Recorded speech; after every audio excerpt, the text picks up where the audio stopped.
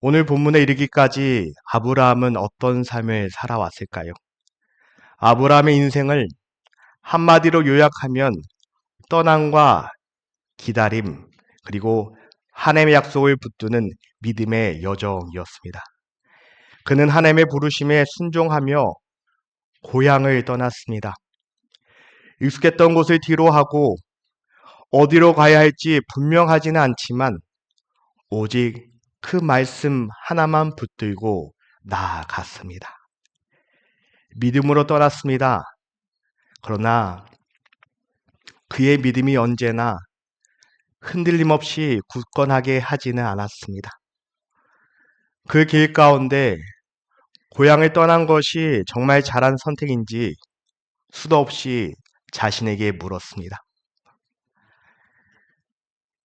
하나님께서 아브라함이 연약한 가운데 있을 때마다 그를 찾아오셨고 위로하셨고 다시 약속의 말씀으로 그를 그 약속, 그 땅으로 나아갈 수 있도록 힘을 주셨습니다.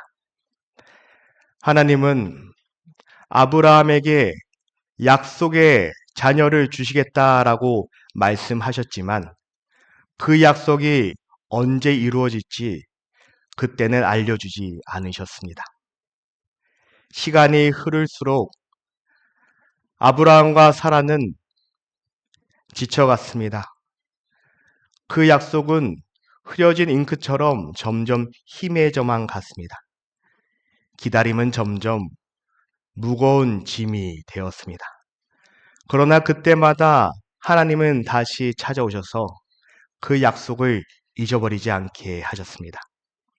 그리고 마침내 그 자녀를 그 가정 가운데 허락하셨습니다.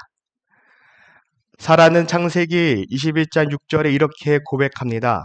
하나님이 나를 웃게 하시니 듣는 자가 다 나와 함께 웃으리로다. 이삭을 통해 하나님은 그 아브라함과 가족에게 사라에게 웃음을 허락하셨습니다. 웃었다. 이것은 우리의 상식으로 이해할 수 없는 그 기적이 우리 가운데 일어났기 때문에 웃었다라는 것입니다. 우리의 삶 가운데도 하나님의 은혜와 기적이 있어서 웃음이 나타나시길 주님으로 축복하여 드립니다. 이 고백은 사람만의 고백이 아닙니다. 이 땅에 또 아브라함만의 고백도 아닙니다. 이 땅에 살아가는 우리의 모든 고백과도 많이 닮아 있습니다. 익숙했던 것을 떠나고 정들었던 것을 떠나고 언어와 문화가 다른 이 땅에서 우리는 다시 시작하였습니다. 앞날을 장담할 수도 없는 길을 걸어왔습니다. 수도 없이 흔들렸고 낙심했지만 돌아보면 지난날의 모든 순간들 그리고 오늘 지금 이 순간까지 인도하신 분은 여호와 하나님이셨습니다. 그렇게 우리는 그 은혜를 경험하였습니다. 오늘 우리는 아브라함이 받은 가장 어려운 시험을 통해 순종이 무엇인지 그리고 그 순종이 다음 세대에게 어떠한 의미를 갖는지 세 가지의 질문을 통해 함께 살펴보려고 합니다. 첫 번째 질문입니다. 이해할 수 없는 하나님의 명령 앞에서 우리는 어떻게 순종할 것인가입니다. 오늘 읽지 않았지만 1절을 이렇게 시작합니다. 그 일 후에입니다. 여기서 그 일 후에라는 것은 분명한 사건 이후를 가리킵니다. 바로 앞장을 보시면 21장 33절은 이렇게 기록합니다. 아브라함은 부엘세바에 에셀 나무를 심고 거기서 영원하신 여호와의 이름을 불렀으며 아브라함과 아비멜렉 사이에 갈등이 있었습니다. 그리고 하나님의 인도하신 가운데 해결되었고 평화의 언약을 맺은 이후 아브라함은 그 사막 가운데 에셀 나무를 심었습니다. 그 에셀 나무를 씹으면서 그는 하나님의 은혜를 기억하였다라는 것입니다. 그 나무 아래에서 그는 영원하신 여호와의 이름을 불렀습니다. 이것은 누가 문제를 해결하는지 그가 알았기에 드릴 수 있는 감사의 예배였습니다. 우리 삶 가운데 감사의 제목들이 있다면 그냥 넘어가지 않고 우리는 그 하나님께 감사해야 할 줄 믿습니다. 바로 그 은혜 이후에입니다. 은혜가 마음에 넘치는 이후입니다. 성경은 그 일 후에 하나님이 아브라함을 시험하시려고 라고 1절에 말하고 있습니다. 여기서 이 부분은 원문을 보면 하나님이라는 말 앞에 정관사가 붙습니다. 정관사라는 건 무엇입니까? 이것은 막연한 어떤 신이 아니라 바로 그 하나님이라는 것을 뜻합니다. 나의 갈등을 해결해 준 그 하나님이 에셀나무 아래에서 나의 예배를 받으신 그 하나님이 사라를 웃게 하신 그 하나님이 지금 아브라함을 부르신다라는 것입니다. 아브라함은 아직 아무것도 알지 못했습니다. 앞으로 하나님께서 어떤 명령을 주실지 그리고 얼마나 고통스러운 요구를 하실지 이것이 시험인지조차도 알지 못하였습니다. 그러나 그는 한 가지 분명히 알고 있었습니다. 지금 나를 부르시는 하나님이 그 하나님이라는 사실은 분명히 알았습니다. 그래서 그는 계산하지 않고 하나님께 나옵니다. 설명이나 이해에서 나오지 않았습니다. 하나님과 나의 관계 가운데 반응하며 나옵니다. 머리의 판단이 아니라 마음속 깊은 곳에서 나오는 그의 고백입니다. 그는 어떻게 고백합니까? 내가 여기 있나이다. 아브라함은 자신을 부르시는 하나님 앞에서 반응하며 나아갑니다. 순종은 명령을 이해한 뒤에야 시작되는 것이 아니라 하나님의 부르심 앞에 나아감으로써 시작됩니다. 할렐루야. 왜냐하면 성경에서 말하는 순종이라는 말은 히브리어로 샤마에서 나오기 때문입니다. 샤마, 소리를 듣는다는 뜻이 아닙니다. 듣고 받아들이고 그 말씀에 따라 반응하며 살아가는 것을 의미합니다. 그것이 샤마입니다. 그래서 성경에서 듣는다는 것은 곧 순종한다는 뜻입니다.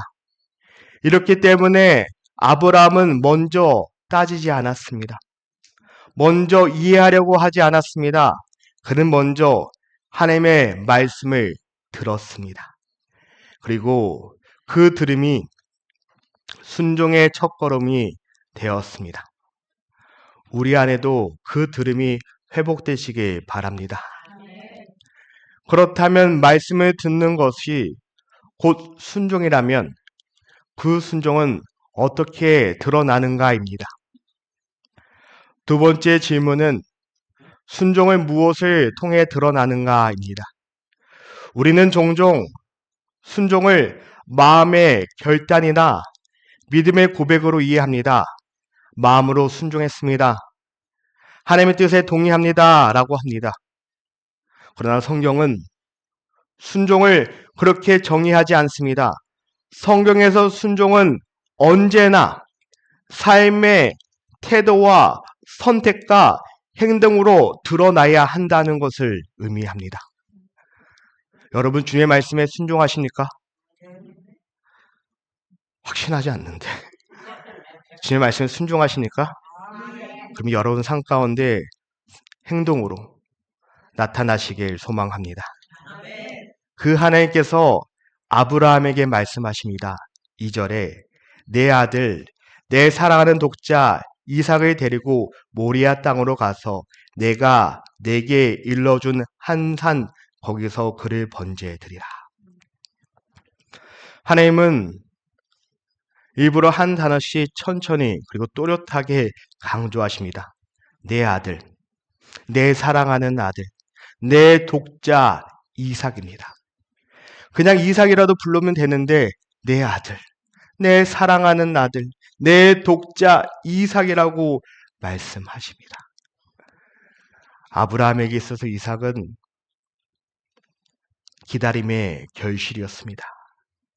약속의 성취였습니다. 하나님의 그 신실하심이 눈에 보이는 증거였습니다.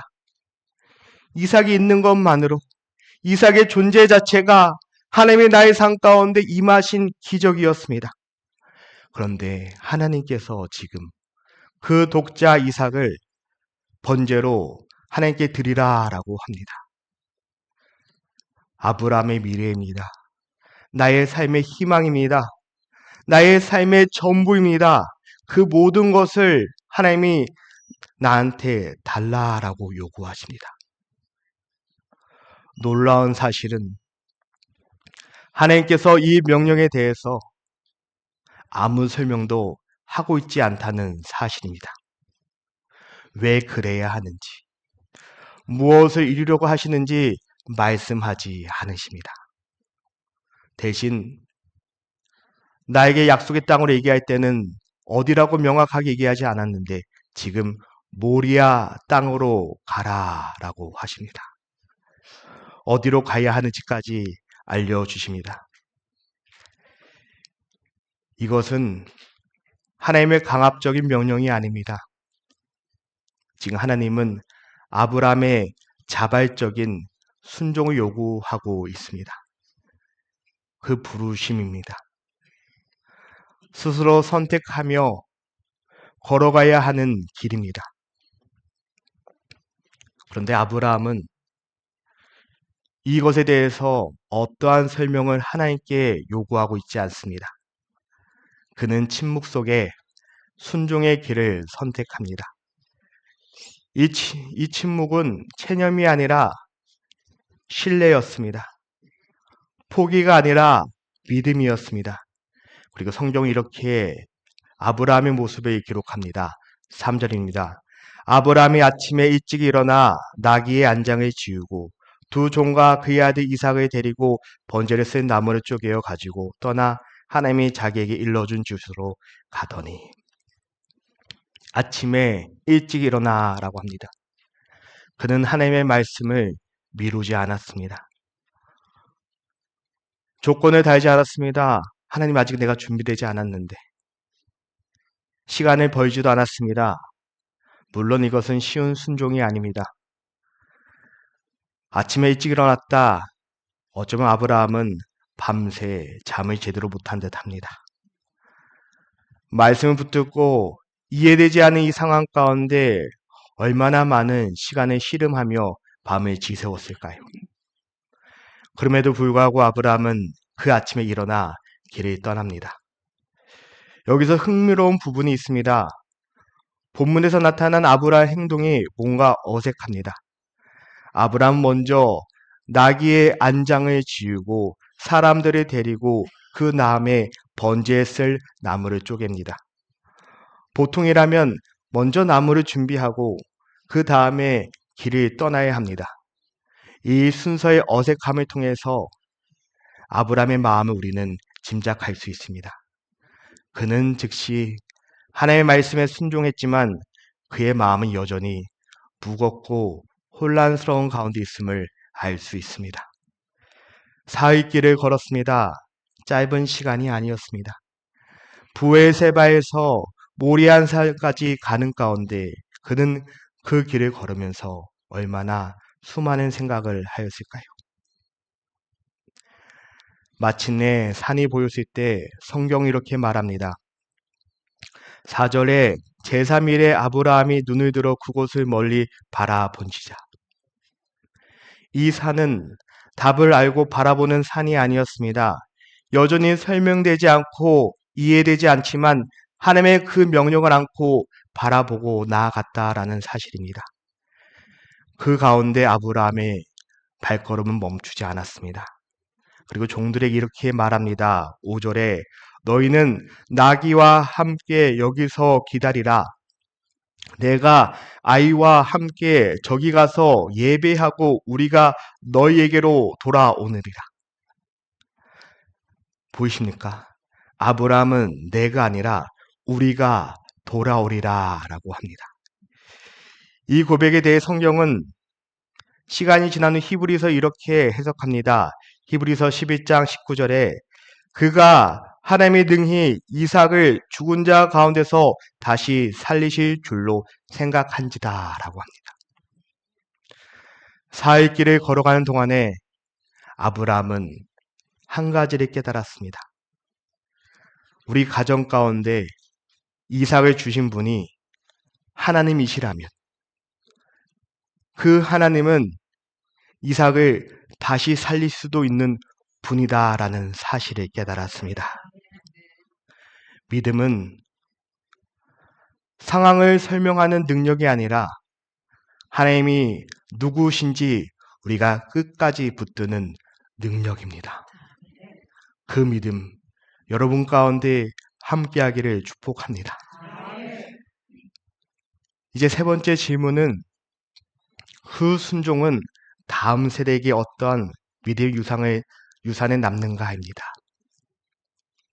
아브라함의 순종은 혼자만의 결단이 아니었습니다. 그 길에서 한 사람이 함께 산으로 걷고 있습니다. 바로 이삭입니다. 산을 오르던 중 이삭은 아버지께 묻습니다. 내 아버지요. 아브라함이 대답합니다. 내 아들아, 여기 있노라. 내 아버지, 내 아들. 이 호칭은 어떠한 명령과 복종의 관계가 아니라 사랑과 신뢰의 관계를 볼 수 있습니다. 지금 이 순간에도 무거운 마음으로 산에 올라가는 그 순간에도 아브라함은 여전히 이삭의 아버지입니다. 그리고 이삭은 다시 묻습니다. 7절에 번제할 어린 양은 어디 있나이까? 안 물어봤으면 하는 그 질문을 합니다. 이삭의 그 질문이 아브라함 마음을 얼마나 찔렀을까요? 근데 아브라함이 이렇게 대답합니다. 8절에 아들아, 번제할 어린 양은 하나님이 자기를 위하여 친히 준비하시리라. 이 아브라함의 고백은 순간을 모면하기 위한 말이 아니었습니다.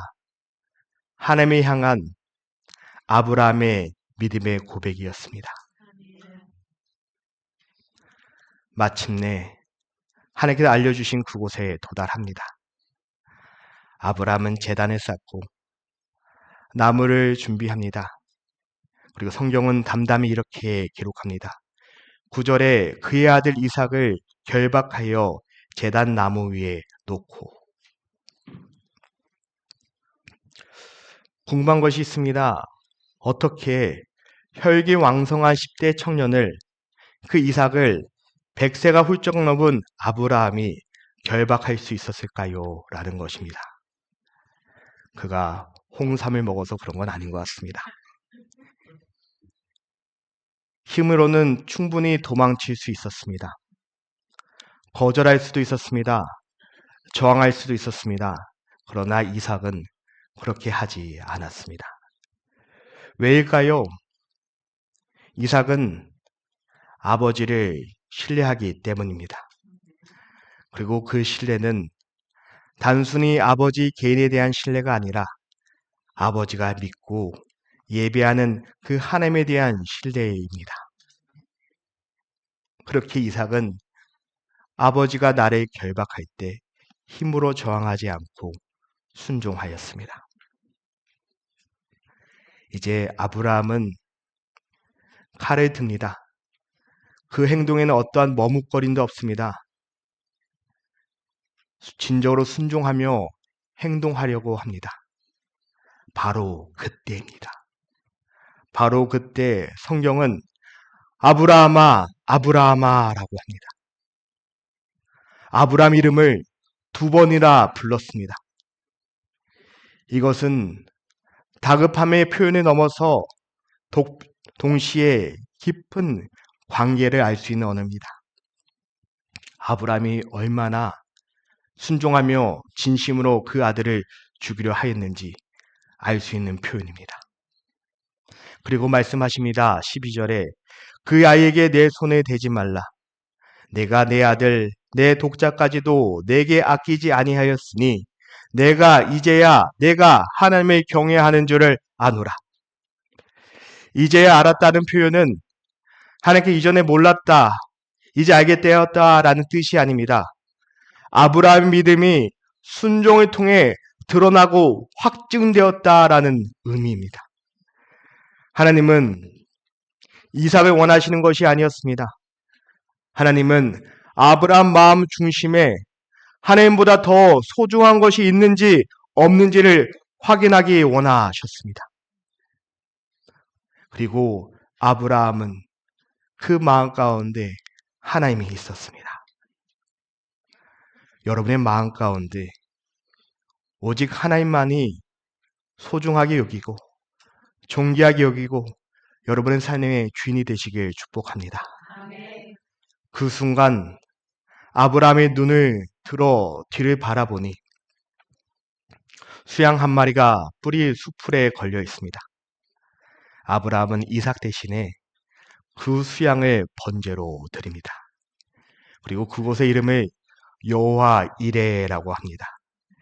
14절에 아브라함이 그 땅 이름을 여호와 이레라고 하였으므로 오늘날까지 사람들이 이르기를 여호와의 산에서 준비되리라 하더라.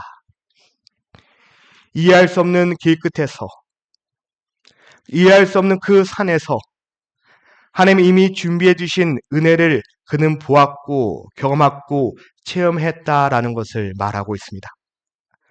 아브라함이 모든 것을 내려놓았을 때 하나님은 이미 모든 것을 준비해 두셨습니다. 그것을 여호와 이레라고 합니다. 지금 이 모든 순간 가운데 누가 이 모든 것을 보고 있습니까? 바로 이삭이 그곳에 함께 있습니다. 이삭은 이 모든 것을 통하여서 아버지 아브라함의 믿음을 보았습니다. 아버지가 어떤 하나님을 예배하고 있는지, 그분을 얼마나 신뢰하고 있는지,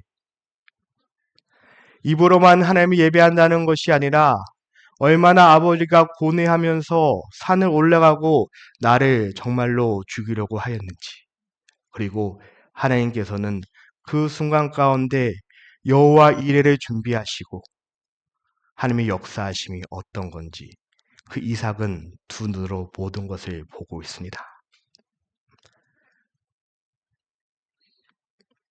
아브라함의 순종이 이삭에게 하나님의 누구신지 가장 잘 보여주는 믿음의 유산이 되었습니다. 사랑하는 성도 여러분, 여러분의 믿음의 유산 잘 물려주고 있으십니까? 오늘 우리는 아브라함의 순종을 통해서 세 가지 질문을 함께 살펴보았습니다. 첫 번째는 이해할 수 없는 하나님의 명령 앞에서 우리는 어떻게 순종할 것인가였습니다. 아브라함은 이유를 듣고 움직이는 사람이 아니라 하나님을 믿고 신뢰하며 응답한 사람이었습니다. 내가 여기 있나이다. 우리도 그 고백이 나타나시길 바랍니다. 둘째, 그 순종을 무엇을 통해 드러나는가입니다. 아브라함의 순종은 마음속 결단으로 머물지 않았습니다. 한 걸음 내딛고 나아가는 선택을 함으로써 산 가운데 나타났습니다. 셋째, 그 순종은 무엇을 남기는가입니다. 그 한 걸음을 가장 가까이서 본 사람은 다름 아니라 바로 이삭이었습니다. 이삭은 설명이 아니라 아버지의 순종 속에서 하나님이 어떤 분이신지를 배웠습니다. 사랑하는 성도 여러분, 우리도 그렇게 해야 되지 않을까 싶습니다. 앞에 분명히 보이게 우리가 여기까지 온 것이 아닙니다. 확신이 있어서 우리가 여기까지 나온 것이 아닙니다. 돌아보면 그 모든 순간들이 막막하고 어려웠지만 하나님께 우리를 이끌어 주셨기에 우리가 여기까지 왔습니다. 우리 이미 삶 가운데 여호와 이레를 경험하였습니다. 그리고 순종하며 나아가는 그 삶 가운데 우리는 또 여호와의 이레를 경험할 것입니다. 그렇기에 사랑하는 성도 여러분, 오늘도 하나님이 우리를 부르실 때 그 부르심에 반응하며 나아갑시다. 누군가에게 설명하기보다는 우리의 순종이 믿음의 행동으로 나타나기를 바랍니다. 제가 참 좋아하는 말 중에 이런 말이 있습니다. 자녀들은 말씀을 통해서 하나님이 있다라는 사실을 압니다. 그러나 부모의 신앙을 통해서 하나님이 우리 가운데 살아 계신다라는 것을 안다라고 합니다. 저는 그 말이 참 좋습니다. 자녀들은, 여러분의 친척들은, 가족들은 여러분의 모습을 통해서 말씀을 알았던 이 하나님이 여러분 삶 가운데 어떻게 역사하시고 나의 삶 가운데도 어떻게 역사하실지를 믿고 나아갑니다. 우리 이 땅에 살아가면서 나의 명예와 나의 업적을 자랑하는 것이 아니라 내가 끝까지 신실하게 하나님의 말씀에 순종하며 나아감으로써 사람들이 바라볼 때는 이해도 안 되고 너무나도 어리석고 그렇지만 우리가 여러분들이 하나님의 부르심에 끝까지 순종하며 나아갈 때 그 여러분의 순종, 밤을 새우며 잠을 못 자며 낙심하며 고뇌하는 그 순종의 한 걸음 한 걸음을 통하여서 누군가는 내가 여러분들을 하나님을 순종하고 나아가는구나 그 믿음을 보게 될 줄 믿습니다. 우리 교회 그런 신앙과 믿음이 우리 가운데 나타나기를 바랍니다. 익숙한 신앙에서 이제 웨이크업 깨어나십시다. 하나님께서 우리에게 주신 그 말씀을 가지고 우리 가운데 순종하며 나아갈 때 지난날의 은혜에서 멈추는 것이 아니라 우리의 또 순종의 길 뒤에서 우리를 지켜보시고 우리 기다리시는 여호와 이레의 은혜가 여러분의 삶 가운데 가득 넘치시길 주님의 이름으로 축원하여 드립니다.